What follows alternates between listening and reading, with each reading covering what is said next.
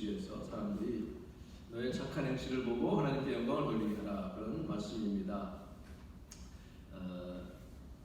우리의 그 인생은 정말 하나님께서 우리를 어디다가 두셨느냐, 어디에 심어 두셨느냐 하는 것에 따라서 많이 달라집니다.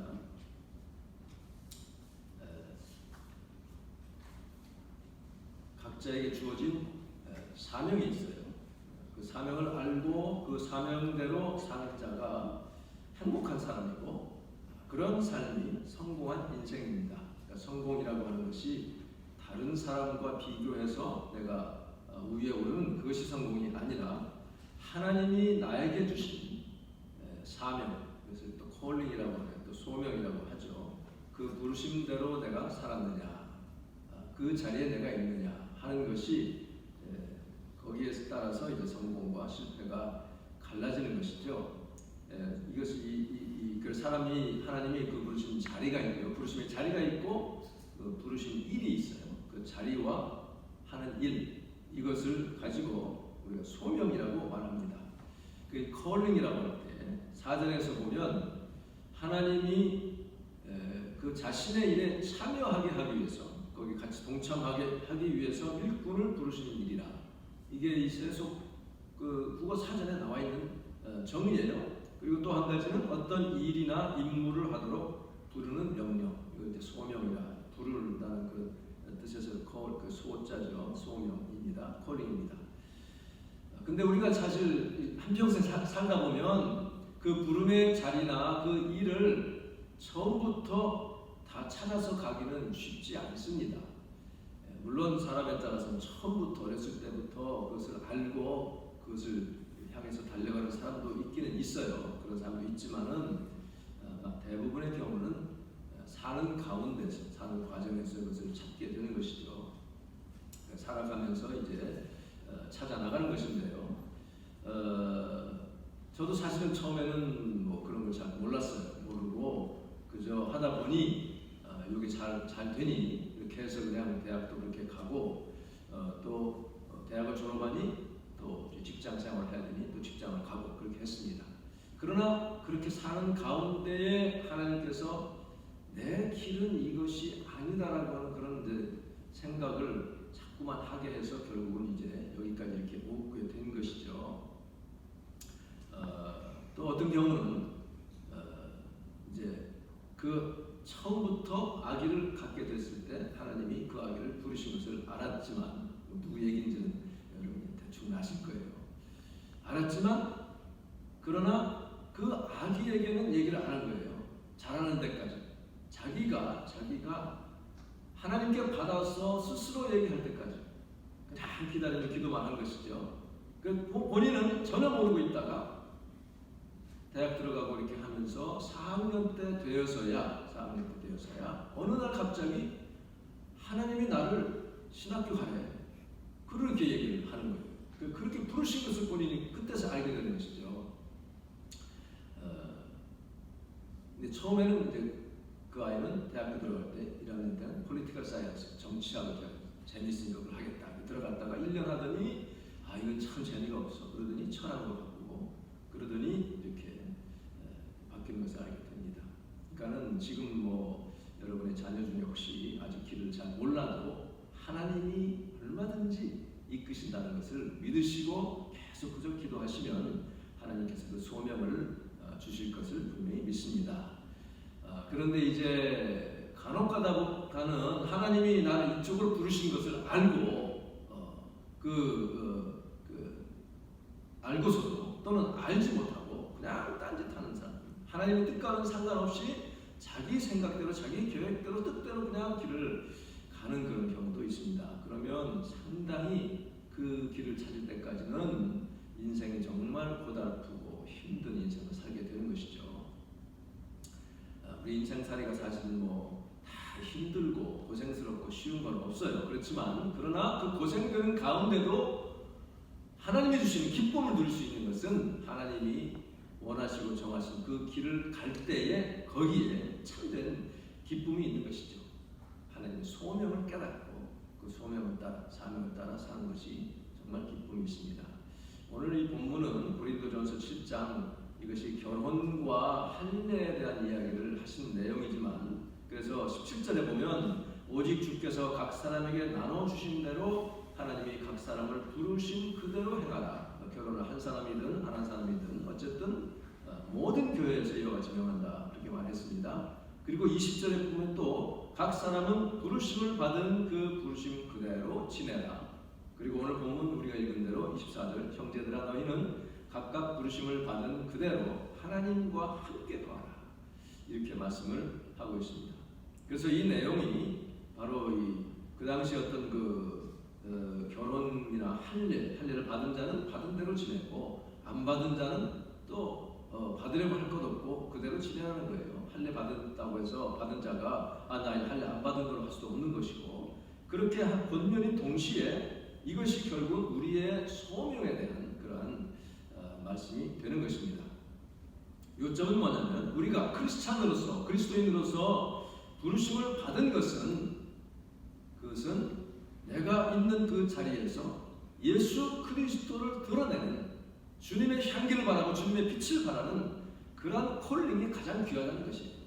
내가 이 사회에서 어떤 지위를 가지느냐, 어떤 경제적 위치에 있느냐, 어떤 정치적 위치에 있느냐, 이것보다 더 중요한 것은 내가 그 자리에서 어떤 콜링을 받고 있느냐 하는 것을 알아야 된다는 얘기입니다.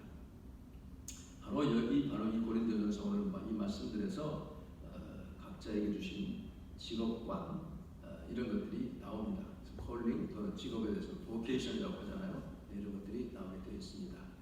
에베소 4장 1절에 보면, 그러므로 주 안에서 갇힌 자 된 내가, 지금 감옥에 갇혀 있는 상태에서 너희에게 권하니 너희는 부르심을 받은 그 부르심에 합당하게 행하라, 이렇게 권면하고 있어요. 그러니까 우리가 하나님께서 우리를 부르신 각자의 위치에서, 어떤 분은 직업을 가지고 있고, 어떤 분은 그냥 가정주부로 있고, 또 어떤 분은 이제 은퇴하는 가운데 있고요. 그렇잖아요.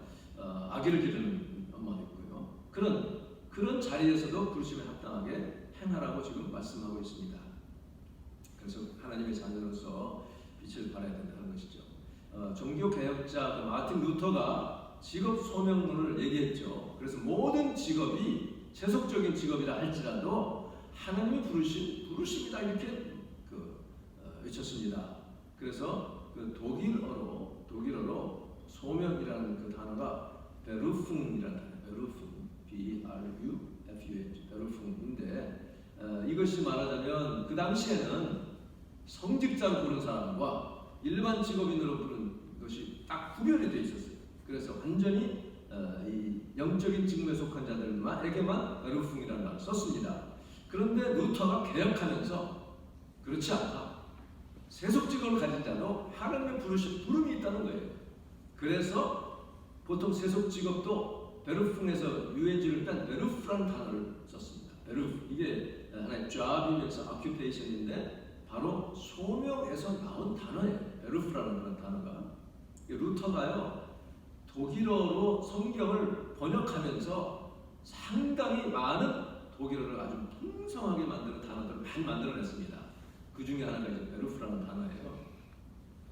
예, 그래서 하나님이 각자에게 주신 직업이 그 하나님이 주신 일자리, 하나님이 명하신 그런 콜링이다라는 그런 것으로 지금 강하게 주장했습니다. 그러니까는 각자 여러분이 하나님이 하나의 포지션입니다. 위치를 정해주신 귀한 하나의 그 직업이라고 하는 것을 그렇게 말하고 있습니다. 그러니까는 그 직업은 내 자신 생계만을 위한 것이 아니라는 거예요. 이것은 다른 사람을 유익하게 하고 그것을 통해서 하나님의 이름을 높이고 하나님의 영광을 위해 살아야 되는 그것을 말씀하고 있습니다. 같은 일을 해도 이런 콜링의 의식이 있느냐 없느냐에 따라서 아주 그 일에 대한 자세가 달라집니다. 하는 일이 달라져요. 제가 섬기던 그 교회에 그 교회를 관리하시는 집사님을 뽑았는데 그분이 얼마나 정말 열심히 하시는지, 그냥 그 전에 하던 사람은 너무나 더러웠어요. 화장실 가면 막 냄새가 코를 찌르고 바닥이 막 깨끗하지가 않고요. 구석구석 먼지들이 굴러다니고 얼마나 지저분하게 했는지 몰라요. 그래서 그냥 담임 목사님께 이 아니 저 사람 저거 그냥 놔둡니까? 어떻게 좀 하셔야죠. 근데 그냥 자기한테 이렇게 안마해주고 또 이제 교회 여러 가지 뭡니까 정보들 막 물어다주고 하니까 그러니 뭐 어떻게 할 수가 없는 거예요. 그러다 이제 다 그냥 그분들 나간 뒤에 이제 제가 책임지고 이렇게 했을 때 뽑았는데 막 반짝반짝 들어가면 막 상쾌한 냄새가 나고 화장실도 하는 나쁜 냄새 안 나고 구석구석 먼지가 없어요. 외부에서 무슨 행사에 있어가지고 손님들이 오잖아요. 그러면 깜짝 놀랍니다. 교회가 참 깨끗하다. 반짝반짝 빛이 나는 거예요. 그 본인 하는 말은 나는 나 스스로 더러운 거 못 참는 성격이다. 그러니까 그렇게 아주 정말 자기의 소명으로 알고 충성을 다하는 것을 봤습니다. 이 헝가리 교회도 피러와 조셉 부부가 참 얼마나 충성스러워 보기만 해도 은혜가 됩니다. 정말 아주 열심히 잘 섬기는 것을 보게 됩니다. 우리가 보통 이 세상에서는 직업을요, 자기 직업을 하나의 사다리 개념으로 생각합니다. 그래서 성공의 사다리를 내가 올라가기 위한 지금의 내 직급은 더 높은 자리, 더 성공하기 위한 하나의 자아 실현의 수단으로 생각해요. 그러니까 self-realization, 그것으로 생각하는, 그래서 꼭대기까지 올라가는 것이 목표로 생각하는 그런 경우죠. 그러다 보면 그 꼭대기에 오르기 위해서 불법적인 수단도 막 동원하는 사람들 많잖아요. 이것이 결국 마틴 루터에 의하면 이것이 바로 적그리스도적이라는 거예요. 안티 크리스틀리 크리스틀리 이렇게 돼 있어요. 하여튼 반기독교적인 이것이 바로 자본주의적인 이 세속적인 직업관이라는 겁니다. 사회적으로 봐서는 안 되는 거예요. 현재 있는 자리에서 충성을 다하고 하다 보면 하나님이 때가 되면 올려주시고 하는 것이지 내가 올라가려고 그렇게 하면 안 된다 그런 얘기입니다. 이 세속 직업이 거룩한 소명이라고 할 때는 이것이 어떤 직업이나 다 그런 게 아니죠. 이것이 이웃에게 유익을 도모하고 이웃을 섬기는 직업일 때에 한해서 그렇습니다. 그리고 그런 것을 통해서 이웃 사랑을 실천하고 그것을 통해서 하나님의 이름을 높이는 그런 직업이 되어야 된다 그런 얘기죠. 그래서 각자 자기 직업을 통해서 이웃을 섬기는 일이 그것이 바로 세상을 예배로 가득 채우는 일이다 이렇게 얘기했습니다. 그러니까 일하면서 하나님을 예배하는 거예요. 부르신 곳에서 하나님을 예배하고 내가 있는 곳에서 일하면서도 하나님께 감사하고 빛을 발하고 그것이 예배가 되는 그런 일이 되어야 된다고 말씀하고 있습니다. 골로새서 3장 23절에서도 무슨 일을 하든지 마음을 다하여 주께 하듯 하고 사람에게 하듯 하지 말라 했습니다. 한번 같이 해볼까요? 무슨 일을 하든지 마음을 다하여 주께 하듯 하고 사람에게 하듯 하지 말라. 사람 눈치 보지 말고 하나님 앞에서 무슨 일을 하든 마음을 다해서 하고 마음을 다해서 내가 이 일을 함으로써 정말 하나님의 영광이 되고 사람들이 기뻐하고 유익이 되는 그런 일을 그렇게 하라는 것이죠. 이것이 바로 그 직업을 통해서 그리스도의 빛을 발하는 일어나서 빛을 발하는 것입니다. 자, 우리 크리스천들은 무슨 일이든지 간에 사람들이 저 사람에게는 일을 맡길만 하다 신뢰감을 줄 수 있어야 되고 저 사람 이름이 딱 떠오르면 충성된 사람, 너무나 충성한 그런 사람이 되어야 된다는 것입니다. 그럴 때에 하나님이 그것을 통해서 영광을 받으시고 그러면 내가 구하지 않아도 하나님이 알아서 다 높여주신다 그런 말씀을 하고 있습니다.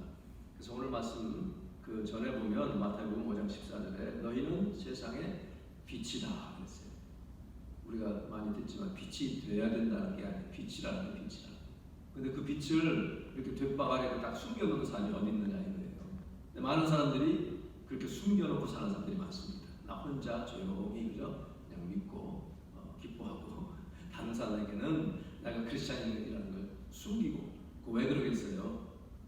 부담되니까. 알게 되면 내가 불이익을 당할 수도 있고 내가 조금 실수하는 것 때문에 막 사람들이 비난할 것이 싫고 부끄럽고 그렇잖아요. 그러나 너희들은 빛이라. 산 위에 있는 도시는 숨겨질 수 없다. 빛이 비춰지면 산 위에 있으면 숨길 수가 없죠. 저 사람 어디 골짜기에 있으면 숨겨지겠지만 우리가 그런 존재라는 것입니다. 등불을 돛박 안에 두지 않고 등잔대 위에 올려놓는다. 이렇게 올려놓아야 밝아지잖아요. 그래야 모든 사람에게 비추는 것처럼 이와 같이 너희 빛을 사람들에게 비추어서 그야말로 사람들이 너의 선한 행실을 보고 자, 한번 같이 해보세요. 너희의 선한 행동을 보고 믿음에서 우러나는 예수 그리스도의 마음에서 나오는 그런 행동들을 사람들이 다 보는 거죠. 보고 이럴 때 저 사람은 어떻게 하나 크리스찬이라고 하는데 이럴 때 저 사람의 반응은 어떤가? 거울 막 봅니다. 모르는 것 같아도 내가 실수도 하고 그렇죠. 그렇지만 그 다음에 또 어떻게 하냐? 실수했을 때 솔직하게 인정하고 고치려고 하는 그 모습을 보는 거죠. 누가 완전한 사람이 어디 있습니까? 그것을 보고 과연 다르다. 하늘에 계신 너희 아버지께 영광을 돌리게 하라. 이렇게 예수님이 말씀하고 계십니다. 그러면서 마지막에 뭐라고 하셨어요? 예수님이 너희 하늘 아버지의 완전하신 것 같이 너희도 온전하라 그랬거든요. 어떻게 온전해질 수 있어요? 온전하는 것은 전혀 죄 짓지 않는 그런 것이 아니라 잘못했을 때는 즉시 그것을 인정하고 사과하고 회개하고 고치는 그런 모습이 되어야 된다. 그런 얘기입니다. 우리가 참 현재 있는 자리에서 하나님 찬양하는 게 참 귀한데요. 제가 이제 뉴저지에 있다가 파사데나로 갔어요. 플로 좀 더 공부하러 가서 이제 마침 무렵에 또 어디를 좀 가야 이제 또 길이 또 이제 열려야 되는데 참 한국을 도로 가야 되나 어떻게 해야 되나 잘 모르겠고 그런 상태에서 어느 이제 집회에 갔습니다. 미국 목사님 아마 여러분도 아실 거예요. 마틴 나이스트롬 이제 에스더딜 작곡하신 분 있죠. 그 작곡하신 목마른 사슴 시내물을 찾아 그 목사님이 이제 사역하시는 거기 가가지고 한 사람씩 나와서 기도를 이렇게 받더라고요. 줄 서가지고 그런 그분이 이렇게 보고 예언 기도를 해주는 거예요. 나갔더니 제가 맨꼬치로 나갔거든요. 그랬더니 뭐라고 하냐면 너 지금 있는 곳에서 하나님 찬양하라는 거예요. 특별한 것도 아니고 그냥 네 자리에서 그냥 하나님을 찬양하래요. 그게 진짜 귀한 일이었어요. 그러니까 어떠한 일을 만나든지 간에 현재 여러분이 어떤 상황에 있든지 어떤 상태에 있든지 간에 하나님께 감사하고 하나님을 찬양하는 여러분 되시기를 바랍니다. 그러면 어려운 가운데 있어도 그것을 믿음으로 찬양으로 감사로 이겨내는 그 모습들이 빛이 나는 거예요. 그럴 때 하나님은 다 알아서 책임져 주시고 길을 인도해 주실 줄 우리는 믿습니다. 내 있는 그 자리에서 하나님 찬양하는 거예요. 우리가 그 길을 따라가면요, 주님의 인도하심을 따라 이제 순종하며 가다 보면 어려움도 있고 가시밭길도 있지만 그러나 내 부르심 그 콜링을 따라 가는 길이 얼마나 보람되고 기쁜 일인지 모릅니다. 힘들어도 거기에 기쁨이 있어요. 그렇게 주님의 인도를 따라 이렇게 그냥 가면요 잘 안 보이고 막막한 것 같아도 그래도 주님이 나와 함께 하신다는 그것 때문에 우리에게는 엄청난 스트레스가 많이 없어집니다. 풀리게 됩니다. 여러분 자기가 하고 있는 일에 대해서나 자기가 가는 길에 대해서 확신이 없고 그냥 막막하고 불안한 것처럼 스트레스 풀한 게 어디 있습니까? 또 직장에 가서도 제일 견디기 어려운 게 뭐냐면 아무도 일감 안 주는 거. 내가 할 일이 없는 거. 예를 들어서 해외에 몇 년 갔다 왔더니 책상이 없어지고 잘리는 건 아닌데 책상도 없고 아무 일도 안 줘. 뭐 좀 도와드릴까요? 아니 당신 할 일은 없어요. 그냥 편안히 쉬세요. 어떻게 편안히 쉬어요? 그냥 하루 종일 휴게실에 앉아 있어도 괜찮은 거예요. 근데 그것처럼 못 살겠는 게 어디 있습니까? 그러니까 결국은 나가라는 얘기 아니에요. 왜 선교사들이 그 험한 험지로 갑니까? 저 아프리카나 환경이 열악한 동남아시아나 중남미, 아마존 같은 데 왜 가요? 하나님 부르실 때 콜링이 있기 때문에 가는 거 아니에요. 콜링이 있기 때문에. 그런데 그렇게 갈 때 뭐 억지로 끌려가듯이 갑니까? 아니에요. 뭔가 모르게 그 얼굴에는 기쁨이 있어요. 그리고 활기가 있고 도전적인 어떤 그런 게 있습니다. 그러니까 하나님이 부르신 곳에 내가 가기 때문에, 그렇기 때문에 힘들어도 기쁨으로 감당을 합니다. 물론 너무 힘들어서 병이 나기도 하고, 또 한국에 온 선교사들을 보면 자녀가 죽기도 하고 그렇잖아요. 또 복음도 전하지도 못한 채 죽기도 하고.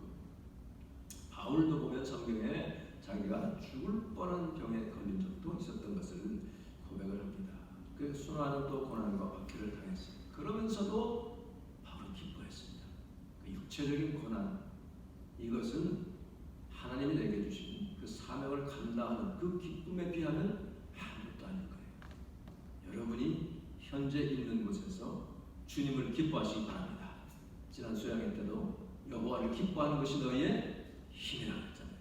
하나님을 기뻐하는, 하나님이 하나님됨을 인하여, 하나님이 나의 하나님임을 인하여 정말 기뻐하고 하나님을 찬양하고 그 자리에서 빛을 발하는 여러분 되시기를 바랍니다. 사도 바울은 빌립보서 1장에서 자기를 시기하는 사람들이, 자기가 지금 감옥에 있으니까 바울 너 그래 넌 복음 전하지, 우리는 전한다 하고 시기 질투심으로 막 전하는 사람들이 있었어요. 더 괴롭히려고 약 올리는 거죠. 나는 복음 이렇게 전한다 하면서. 그런데 그 소식을 들었을 때 바울이 어떻게 했습니까? 시기 질투로 가든 착한 온전한 마음으로 가든 간에 전파되는 게 그리스도이다는 기뻐하라고 했어요. 그러니까 사도 바울의 유일한 하나의 그 뭐랄까 추진력, 희망, 이것은 복음이 전파되는 거잖아요. 복음 전파되는 거. 나를 통해서 내가 있는 현재 상황에서 예수님의 빛이 발해지고 주님의 향기가 나타나고, 그래서 한 생명이라도 정말 구원받는 복음이 전해진 그것을 위하여 기뻐하는 여러분 되시기를 바랍니다. 그래서 이 선교사님들과 대화를 하다 보면요, 이제 이분이 너무 힘들고 그러니까 이제 가끔씩 오잖아요. 와서 이제 할 일도 많고 또 쉬기도 하고. 그런데 몇 주 지나고 보면 대화하다 보면 또 가야 되는데 마음이 막 자꾸 가고 싶은 거예요. 거기 있는 그 원주민들이 눈에 밟혀가지고 더 이상 여기 편하게 있을 수 없다는 거예요. 그 열악하고 힘든 그곳에 또 가는 것은 바로 성령의 역사예요. 주님이 주신 마음입니다. 주님이 부르시는 그곳에 가 있는 것이, 그것이 참 기쁨이요, 그것이 하나님을 기뻐하시는. 그래서 우리가 단기 선교 가는 것도 마찬가지죠. 가면 집 떠나면 고생이잖아요. 물도 그렇지, 뭐 물자가 부족하지요. 교통, 통신, 뭐 이동, 뭐 신변 정리, 씻는 거 다 불편합니다. 이게 육으로는 가기 싫어요. 그러나 주님의 부르시니까 또 가는 거죠. 가서 견디고 사서 고생을 하는 것은 심령의 매임이 있기 때문에 그렇잖아요. 매임. 우리 주님께서 나를 그곳으로 보내신 그 매임 때문에 가는 것 아니에요? 그래서 사도 바울이 에베소 장로들을 부릅니다. 밀레를 불러가지고 얘기하는데, 내가 3년이나 한낮을 눈물을 흘리며 복음 전하는 것을 기억하시오. 내가 이제 가면 성령께서는 결박과 환난이 나를 기다린다고 합니다. 그러나 내 달려갈 길 마치고 주님께 받은 이 사명, 그리스도의 그 하나님의 나라의 그 복음, 은혜의 복음 증언하는 일을 내가 마치려 하면은 목숨도 조금도 귀한 것을 여기지 않습니다. 이렇게 말했잖아요. 하나님이 주시는 마음의 기쁨이 있으면 얼마든지 이겨낼 수가 있습니다. 우리가 때로는 어떤 일을 하다가 이게 아무 가치가 없는 것 같고 나에게는 아무 도움이 안 되는 것 같은 그런 느낌이 올 때도 있어요. 그럴 때는 여러분 세례 요한을 생각하면 됩니다. 세례 요한이 막 세례를 베풀었잖아요. 그 예수님께도 세례를 베풀었어요. 그랬는데 자기 제자들이 와가지고 라비여, 선생님과 함께 요단강 저편에서 그 선생님 세례 요한에게 세례 받았던 그분에게 사람들이 막 갑니다. 그렇게 얘기합니다. 그럴 때 뭐라고 그랬어요? 나는 그리스도가 아니고 내 사명은 그 앞에서 보내심을 받은 자라고 내가 말하지 않느냐. 서서 이 신부를 취하는 자는 신랑이지만 서서 그 신랑의 음성을 듣는 친구가 기뻐한다. 나는 그 기쁨이 충만하였다라고 말하고 있잖아요. 만일에 세례 요한이 나는 뭐야? 바로 나도 남처럼 미니스트리를 만들었어. John the Baptist Ministry 해가지고 케이블 TV 하나 채널 만들고 병도 고치고 세례도 주고 기적도 행하고 그러면 사람들이 막 헌금 보내면 그걸로 큰 빌딩 세우고 세인트 John the Baptist 무슨 뭐 어쩌고 이렇게. 나는 그러면 안 되나? 만약에 그렇게 생각했다면 세례 요한은 뭐 불만에 찾겠죠. 내가 겨우 예수님 앞장서다가 난 죽는 거야? 그렇잖아요, 세례 요한. 만일에 그렇다면요, 그 무엇과 같으냐면 예루살렘으로 들어가는 나귀 예수님을 태우고 가는 나귀 새끼가 사람들이 환호하니까 오늘 주인공은 나야 나 하고 막 고개 쳐들고 막 히힝거리면 어떻게 되겠어요? 매맞고 쫓겨나는 것밖에 없잖아요.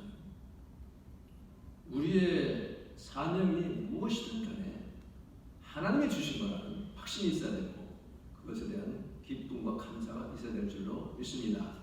그래서 미국에는요, 미국 교회는 연세가 많아도 평생을 부목사로 있다가 은퇴하신 분들도 꽤 있습니다. 한국적인 상황에서는 얼마나 못났으면 부목사밖에 못해. 자기 교회도 못 세우고 그렇게 생각하는 게 한국적인 사고방식이었죠. 그동안에는. 지금은 조금 달라졌을지 모르겠어요. 그러나 하나님이 내게 주신 그 위치를 지키면서 충성을 다하는 이것이 정말 하나님이 기뻐하시는 것이고 그것이 참된 보람이죠. 나에게 주신 위치가 그게 아닌데 한국적인 사고를 보면 내가 이걸 꼭 하려고 애를 쓰고 무리하다가 잘못되는 경우도 얼마나 많은지 모릅니다. 하나님이 우리에게 주신 정말 그 사명을 잘 감당하고 어디에서 무엇을 하든지 참 빛을 발하는 그런 우리가 될 때에 참 하나님께서 우리를 높여주시고 은혜를 베풀어 주실 줄 믿습니다. 성품대로도 하나님 사용하세요. 베드로같이 강직하고 둘째가라면 막 서러워하는 그런 사람에게는 그렇게 나가서 막 대척하고 하다가 그냥 거꾸로 매달려 주는 그런 거기에 맞춰서 주시고 하나님은 내가 나를 아는 것보다도 나를 더 잘 아십니다. 그렇기 때문에 거기에 맞는 일과 자리를 예비하시는데 우리에게 필요한 것은 그런 하나님을 신뢰하는 게 필요합니다. 하나님은 정말 나를 너무나 잘 아시고 내게 가장 좋은 것 주시는 분이십니다. 거기에 순종하고 순전한 마음으로 충성을 다할 때 하나님이 영광 받으실 줄 믿습니다. 성품이 좀 내성적이고 소극적인 사람은 내가 나를 생각하는 것보다 좀 더 이렇게 좀 더 외향적으로 평가할 필요가 있어요. 내가 너무 자꾸 움츠러들면 하나님이 또 기뻐하시지 않습니다. 왜 하나님은 나보다 내가 생각하는 것보다 더 높은 것으로 더 많은 것으로 주시려고 예비하시는 경우가 많기 때문에 내가 스스로를 자꾸 제한하면 안 됩니다. 그렇다고 해서 헛된 꿈을 꾸라는 것이 아니라 내가 나를 자꾸 움츠러들게 하지 말고 하나님 말씀 안에서 빌립보서 4장 13절 내게 능력 주시는 자 안에서 내가 모든 것을 할 수 있느니라 그런 고백을 할 수 있어야 됩니다. 그래서 우리말 성경에서는 내게 능력 주시는 분 안에서 내가 모든 일을 감당할 수 있습니다. 그리고 쉬운 성경은 내게 능력 주시는 그리스도를 통하여 나는 모든 것을 할 수 있습니다. 내게 하나님 능력 주시면 내가 이것을 능히 감당할 수 있습니다.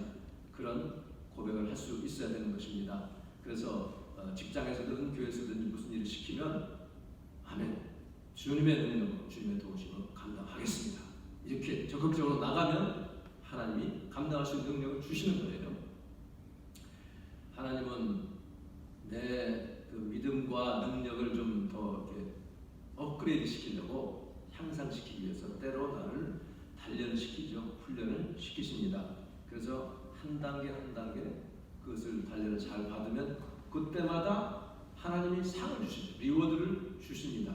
그 상이 참 얼마나 귀하고 은혜되는지 모릅니다. 그러면서 계속 훈련을 받는데 영적인 연단은 우리가 참 주님 앞에 갈 때까지 계속 되어야 되는 것이죠. 그래서 경건에 이르도록 너 자신을 연단하라라고 말씀하고 있고 전도서 10장 10절에 보면 철 연장이 무디어졌는데도 나를 갈지 아니하면 힘이 더 든다 그랬어요. 그 말은 뭐냐면 도끼로 나무를 이제 찍어야 되는데 무뎌졌는데도 그 날을 갈지 않고 그냥 쓰면 훨씬 많이 힘이 드는 거예요. 그러니 그 날을 sharpen the blade, 그 날을 계속 간다고 하는 것은 영적인 훈련을 계속 하는 것입니다. 신앙적인 훈련을 해야 되는 것입니다. 그래서 지난 주간 그 수양회 때 우리가 전도 훈련을 했잖아요. 했는데 그 2시간 가지고 뭐 안 되잖아요. 그래서 10월부터 한 6, 7주간 전도 훈련을 하려고 합니다. 지난번에 한 것처럼 친교 후에 잠시 시간을 내가지고 그때 배운 내용을 좀 더 구체적으로 이제 성경도 외우고 하는 그런 훈련을 하려고 합니다. 안 돼도 자꾸 해야 돼요. 자꾸 외우면 잊어버리고 외우면 잊어버리고 또 하시면 그렇게 하다 보면요, 딱 닥칠 때 복음 전할 때 성령이 그때 도와주시고 말씀을 생각나게 하십니다. 내가 아무도 노력 안 하고 그냥 성령께서 해주시겠지 하고 하면 어디 도와주시겠어요? 그러나 내가 자꾸 훈련하면서 이렇게 영적인 연단을 하는 가운데서 하나님이 우리에게 훈련해 주십니다. 오늘 말씀을 마치겠습니다. 내가 어떤 직업을 가졌든 어떤 자리에 있든 간에 우리의 소명은 빛을 발하는 것이고 복음을 전하는 것입니다. 더 구체적인 것은 이제 전도 훈련하면서 하도록 하겠습니다. 우리 하나님께서 우리를 사랑하시고 정말 우리 있는 곳에서 영광을 받으시기를 기뻐하십니다. 그런 주님의 기쁨이 바로 여러분의 기쁨이 되기를 주님의 이름으로 축원합니다. 기도하겠습니다.